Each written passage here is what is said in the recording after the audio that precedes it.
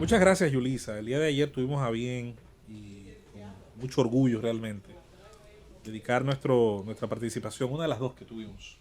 a los jóvenes que protestaban ayer. Lo hacíamos en un momento en cuando no nos imaginábamos el desenlace que tendría la presencia de estos muchachos y muchos que se han ido sumando. Hay que decir que aunque la protesta tiene una cara joven y qué bueno, los rangos de edad y yo diría incluso hasta de vinculación política, pues están ahí dispersos como tiene que ser. Cuando se daba la Marcha Verde, cuando la Marcha Verde estuvo en su punto más álgido, ese año de actividad casi permanente que tuvo Marcha Verde, una de las cosas con las que se intentaba descalificar, y digo se intentaba porque fueron intentos infructuosos, fueron intentos en su mayoría que se diluían buscando explicaciones, muchas de ellas sin mucho sentido, se hablaba de qué hacían allí políticos dominicanos. Se intentaba vincular la participación de políticos X o Y con una especie de, vamos a decir, desvirtuaba el espíritu puro que mucha gente le exige a quienes deben protestar. Parecería que quienes deben protestar deben ser santos querubines bajados del cielo, pasados por la membrana del Espíritu Santo,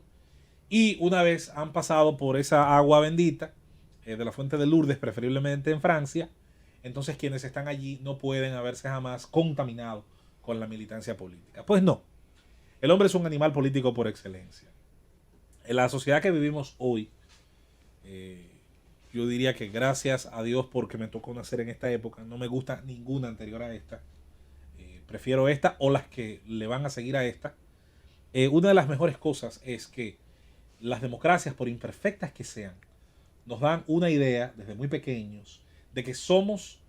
poseedores de cosas, somos dueños de cosas. Y de las cosas que somos dueños, hay unos espacios, hay unos derechos, hay unos conceptos que van desde la propiedad, la opinión, la expresión, los gustos, preferencias y todo aquello por lo que nos pasamos una vida entera creando una identidad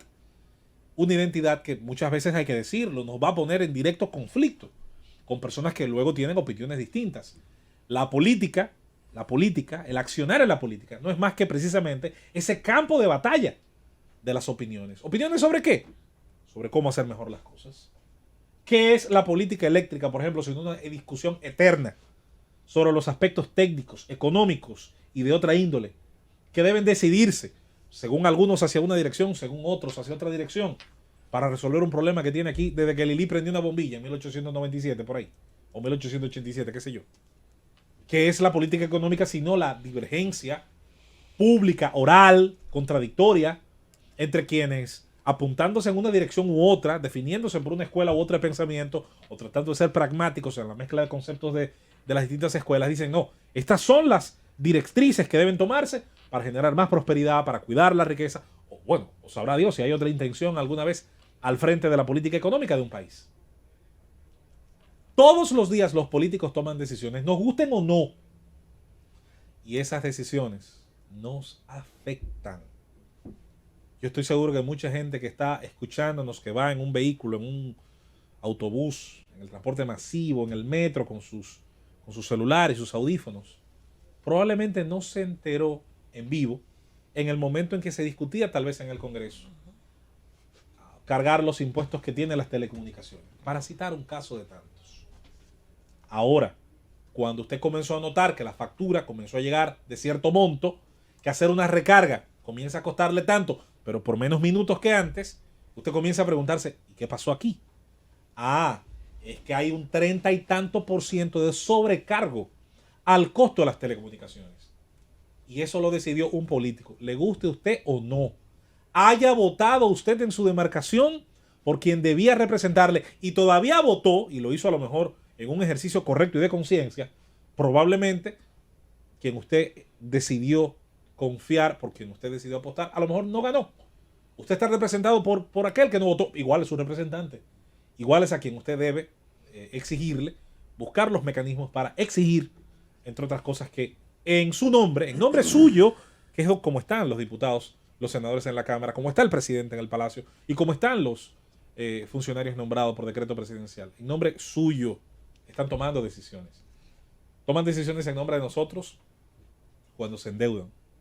Toman decisiones en nombre de nosotros cuando llegan a la conclusión de cómo debe hacerse un proceso como el electoral, por citar un caso. Toman decisiones en nombre de nosotros, pero decisiones tardías y hay que decir, muy improvisadas. Cuando paren una ley como la ley electoral, por ejemplo. Mala, tardía, inconclusa, llena de lugares comunes, llena de contradicciones, que no pasa un filtro como el de un tribunal constitucional que cada vez que lo revisa un tribunal administrativo le encuentra algo precisamente sobre lo que se ha reclamado que debe ser corregido. Pero son decisiones, buenas o malas. Tienen una influencia directa sobre nuestras vidas. Es más, el éxito que nosotros, cada uno, tendrá o buscará tener y a lo mejor no logrará penosamente en su proyecto de vida individual, tiene una influencia enorme de esas decisiones que los políticos toman. Por la naturaleza precisamente de los impuestos que muchas veces ahogan un emprendimiento empresarial joven, por la dificultad con la que muchas veces llegar a tener un nivel de calidad de vida aceptable se ve enfrentado al problema de la inseguridad y al fracaso, entre otras cosas, de las políticas que están relacionadas a ese tema. Y así sucesivamente nos iremos encontrando con que estamos en medio de una jaula cuyos barrotes a veces no son invisibles, pero vaya que pueden sentirse, palparse a través de otras vías, tal vez más sutiles que la visión pura y simple, pero que se sienten sólidos, que se sienten muy duros y que limitan ciertamente el espacio de nuestras libertades individuales y por suma colectivas cuando usted comienza a hacer un listado de cosas que no puede hacer aunque quiera hacerlas y aunque tenga la capacidad y el mérito de lograrlas. Esta descripción de cómo influyen en nuestras vidas diarias, en nuestra apuesta por tratar de ser ciudadanos prósperos, trabajadores, exitosos, por tratar de llevar el timón del barco de nuestras vidas al puerto que querramos, siempre y cuando no afectemos a terceros de manera directa, es la mejor de las defensas de por qué las libertades civiles, y entre ellas la de expresarnos, la de tener preferencias, hacerlas públicas, sobre todo en el caso de la política, y la de protestar como ciudadanos cuando, como ahora, hemos tenido una enorme decepción ante los fallos de un sistema que nos cuesta muchísimo, que es carísimo, como hablábamos hace unos días, lo cara que nos sale nuestra democracia y lo doloroso entonces que son los fallos de la misma, porque nos cuesta muchísimo su ejecución, además de que nos saca una enorme cantidad de recursos que bien pudieran estar vinculados a lo mejor a otras prioridades, pues luego qué pena que los resultados a veces de eso que elegimos están demasiado lejos de lo que tal vez necesitamos y de lo que creemos que nos merecemos. Y digo creemos,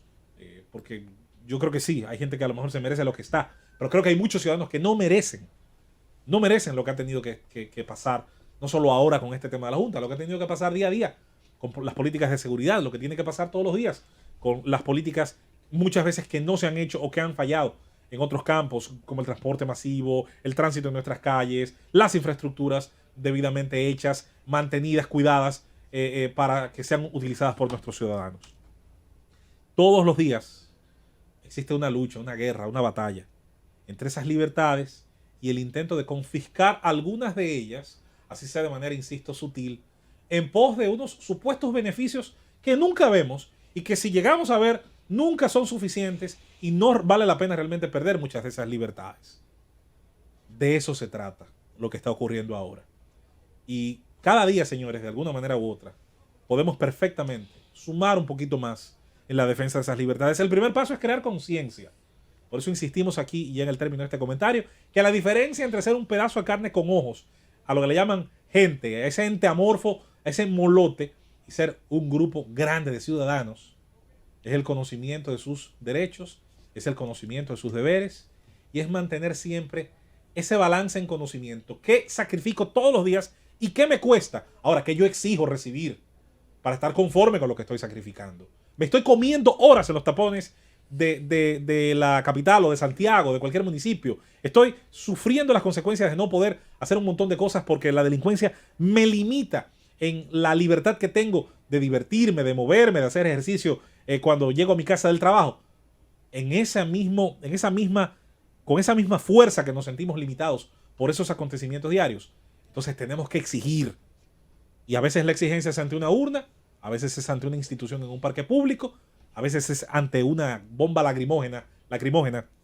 de una persona que uniformada y pagada por nuestros impuestos no está consciente de cuál es realmente el servicio y a quién le sirve. Hoy, de estas jornadas, esperemos, ojalá, que los frutos que podamos sacar sean de beneficio para esa generación más joven y para las generaciones venideras. Porque si no, simplemente será ir rotando en los errores y en los vicios de nuestra democracia.